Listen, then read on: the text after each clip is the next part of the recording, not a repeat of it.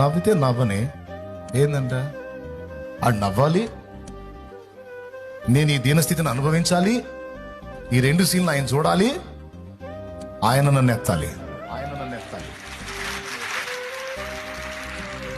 నలుగురు నిన్ను చూసి నవ్వేటట్టు, నలుగురు నిన్ను చూసి అవమానపరచబడేటట్టు నువ్వు అలాంటి పరిస్థితిలోకి వెళ్ళావు అంటే గుర్తుపెట్టుకో, దేవుడు ఒక ఆశ్చర్యకరమైన మలుపు తిప్పి నిన్ను ఘనపరచబోతున్నాడని అర్థం.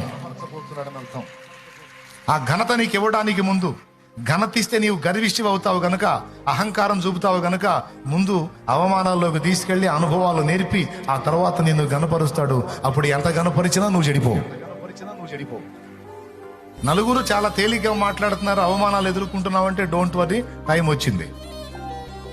ఏ టైం వచ్చింది? నువ్వు ఘనపరచబడే టైం వచ్చింది. ఎవరు నిన్ను కదిలించట్లేదంటే నువ్వు స్తబ్దంగానే ఉంటావు. ఎవరన్నా నిన్ను కదిలిస్తున్నారంటే దేవుడు కార్యం చేయబోతున్నాడని అర్థం.